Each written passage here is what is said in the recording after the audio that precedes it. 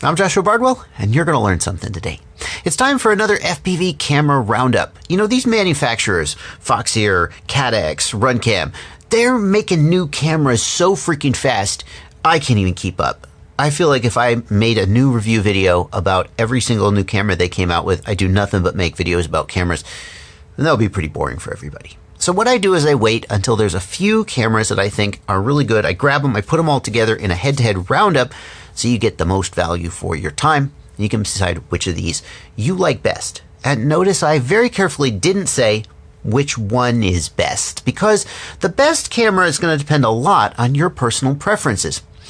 A lot of people really don't like the CMOS sensor image. They prefer the older style CCD image, such as in the Runcam Swift. I got bad news for you guys. Those are going away.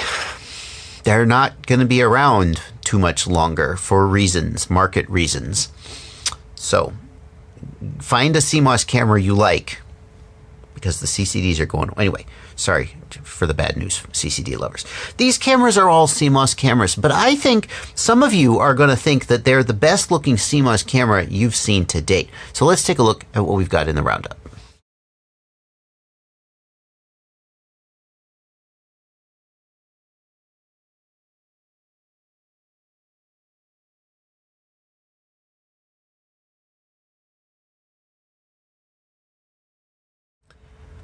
The first product in this roundup is the Runcam Racer, and this camera has two characteristics that really make it stand out. The first is it's very low latency. It advertises a 6 millisecond latency. For perspective, a camera like the Runcam Swift had about mid 20 millisecond latency. Some of the cameras that we consider low latency, like I think the Owl had like a 15 millisecond latency, and people were like, "Ooh, that's fast." Or the Micro Sparrow, maybe. Cameras with higher latency, like the original, very first Runcam Eagle, were around 45 or 50 millisecond latency. When it comes to latency, there's a real question of how much latency really matters. How could you feel a 20 millisecond difference in latency? And the answer to that's debatable. I flew the very first Runcam Eagle with the 45 millisecond latency, and I didn't notice a difference. But I'm an old guy. I'm 43 years old, and you know, I don't have the fastest reflexes, and I'm not doing ultra fast racing. So for some of you guys out there, if you're the kind of guy who goes to Crossfire because you want that 16 millisecond latency and you can feel the difference between Crossfire and S-Bus, you're probably going to feel the difference between something like a Swift and something like this Runcam Racer. The other thing that makes the Runcam Racer stand out is that it's the first Runcam camera, the first FPV camera at all that I know, to have dynamic image stretching. It's a native 4.3 sensor in the camera, but if you're using 16:9 goggles, what it will do is it will stretch the image so that the center of the image appears normal and the edges are stretched out. Kind of like GoPro Super View. In fact, I kind of wonder how Runcam is doing this without getting a patent lawsuit from GoPro, but I guess I'll just shut up and not mention that. Now, unlike GoPro Super View, which increases the vertical field of view, that's not what happens here. All that happens is the center of the image is basically stretched in a little bit so that if you're viewing it on widescreen, then you don't, it doesn't get distorted. So you don't get any additional field of view. For example, if you compare that to something like the Runcam Eagle, it has a native 16:9 sensor. When you put it in 4.3 mode, it chops off the sides. And so when you go to 16:9 with an Eagle, you actually get more field of view. When you go to 16:9 with this guy, nothing about the image changes, just it gets squished in a little bit. I gotta say, I feel like that features a little bit of a novelty. I tried flying with it, and the nonlinear stretch actually made it hard to kind of line up gaps. If I'm kind of coming around here and I'm trying to hit this gap there, as the gap that I'm trying to hit comes across the screen, it goes, and it made it a little disorienting and hard to fly. Super View is fantastic for high definition GoPro footage that you watch after the fact.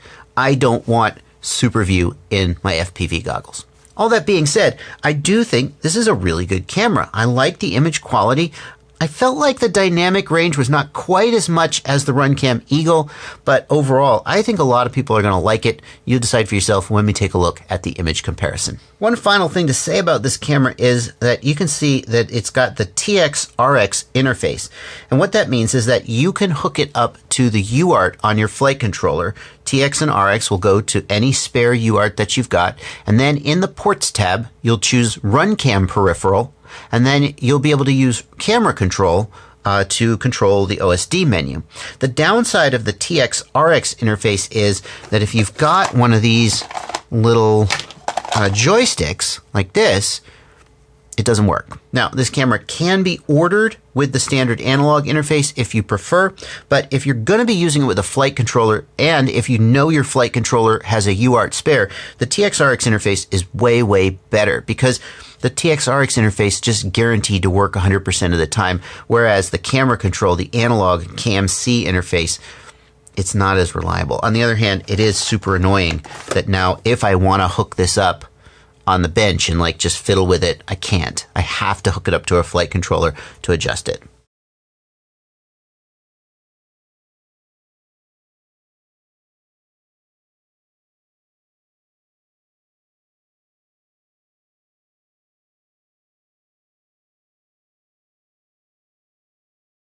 The next camera we're looking at is the Foxeer Falkor, and this is actually the new Foxeer Falkor Micro.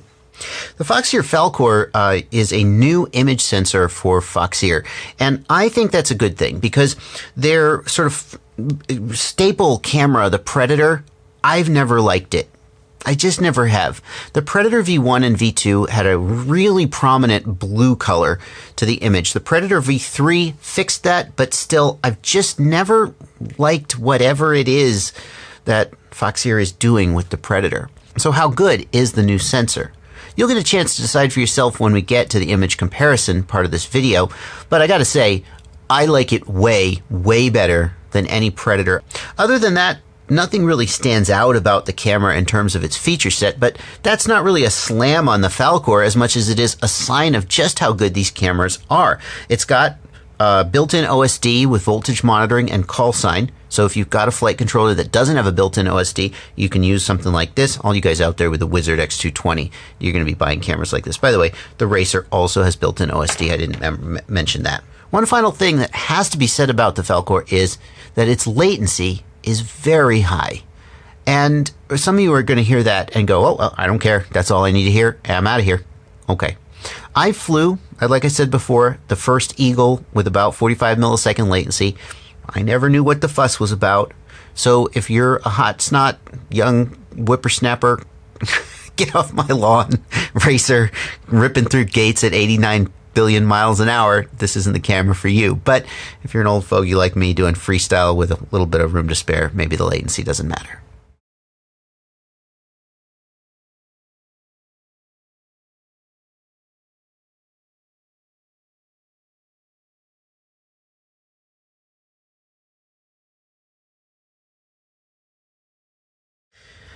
The next camera in this roundup is the CaddX Turbo Micro SDR2. And I'm going to tell you guys the honest truth as to why this camera is in this roundup.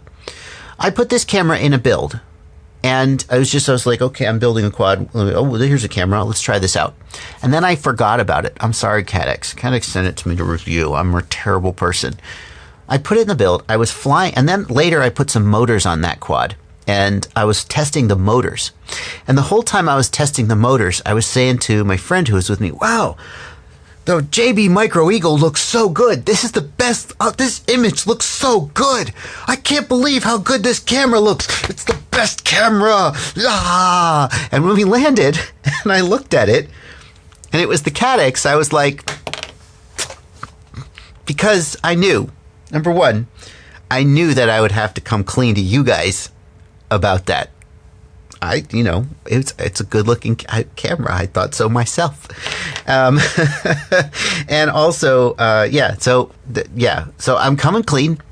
This is get an honorable mention in this review because, CaddX makes good cameras. They make good looking cameras at a good price. But I've never thought a CaddX camera was like, oh, wow, I've always thought CaddX is like, oh, if you're trying to save money. but I spent a whole day flying this camera and commenting about how freaking good it looked. So you get a chance to see how good it looks too. And the last camera in the roundup is the JB Rotor Riot Micro Eagle. And I'm including it because I thought it was only fair, since this is the camera with my name on it. If I then like left it out of the roundup, people might go, "Oh, you're too scared to take the heat," like a title holder who won't do a fight with somebody he thinks might beat him. So this guy's in here not because I want to give it special attention, just because it's only fair that we take the one that I think's the best and let you guys see if you agree. Now I will say, this is the Rotor Riot JB Micro Eagle on default settings. It is pretty tweakable. All the other cameras are tweakable too, in terms of various things, but I know that this one especially is tweakable in terms of its dynamic range. You can turn the dynamic range way up or way down, and that really does affect its how it looks. It comes from the factory on a middling setting. So anyway, all these cameras are on factory settings, so let's see how they stack up in the image comparison. Okay, I have 2 minutes while they're out in the garage smoking to record this voiceover. So here we got the 4 cameras that are in this video, and I have labeled them. I'm not going to make you do it blind, and the main reason for that is that the Foxeer OSD was on, and I couldn't. Don't worry about it. CaddX Turbo SDR2 in the upper left, and I think that camera has a very natural, the most natural image. In fact, one person who was looking thought it was a Swift. Didn't even know it was a CMOS sensor. That's definitely a Swift. The ones on the right seem to have the most sharpening, the Foxeer Falkor and the Runcam Racer.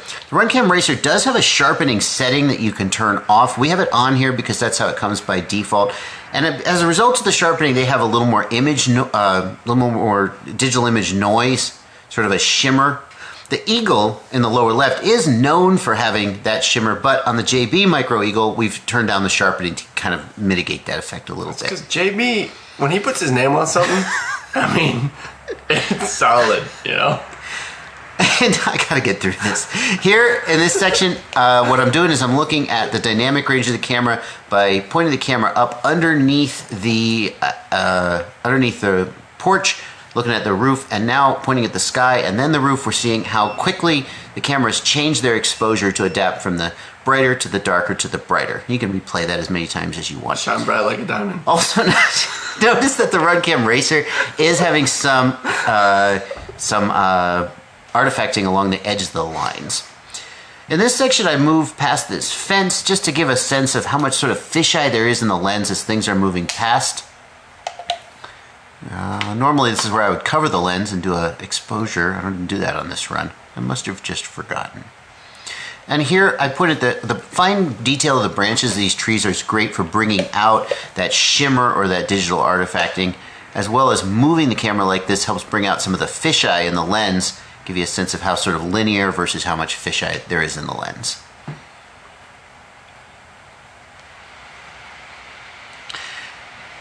The Falkor certainly looks like it has a more contrasty image than the others. It's something I'm noticing, a little darker blacks. That is probably something you could adjust out. We are testing these cameras on their default settings.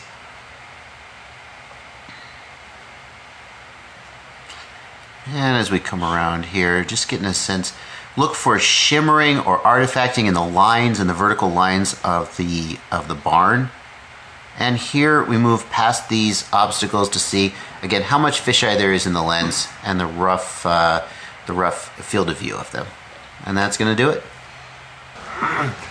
When you're watching it and not flying, you get drawn to the one that looks the most photographic. And the Falkor, in my opinion, looks like the best.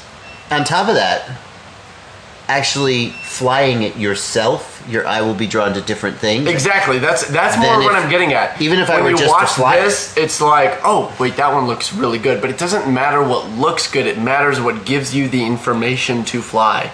And it's, I don't even know that you can tell from a YouTube video in a sense. You have to almost like, I don't know, it's so difficult. No, you're right. Just buy the JB Micro Eagle. That's a solid one. I like from the. It is 50. From the four. It is $50 though.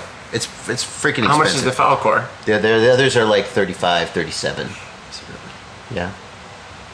The Falkor and the Racer looks pretty damn good. Falkor is in the Racer are 37. The CaddX is 35. 5. You didn't like the CaddX. I didn't like the CaddX. It looks soft. Was that the one that I thought was the Swift? Yeah. And that was just that I thought it looked like old technology. Well, it's the most natural look for people who hate CMOS. But That all right, set your chargers to beep once and then shut the. That doesn't drive you crazy? Turn that shit off. That's a setting you can change. well, there you go. 4 cameras for you to consider putting on your next build. And I really do think these are some of the best looking FPV cameras that have existed in all of time. They're still standard definition, okay, but within that constraint, they're really, really good looking cameras. If this video has helped you make a buying decision, helped educate you, maybe saved you a little bit of money, then I hope you'll consider using the links down in the video description when you make your purchase. Those are affiliate links. I do this full time, and those links are one of the ways that I support myself. You click that link and you make any purchase after clicking an affiliate link, not just the link product, just anytime you're going to buy something from one of those vendors, just click an affiliate link, then go make your purchase, and I get a small percentage, and it really does help support me, put food on the table, pay the rent, all that good stuff. Thank you guys so much for watching. Which one did you think was best? Let me know. The Falkor, 45 millisecond latency, is that acceptable? Let me know down in the comments. Let me know what you think. Happy flying.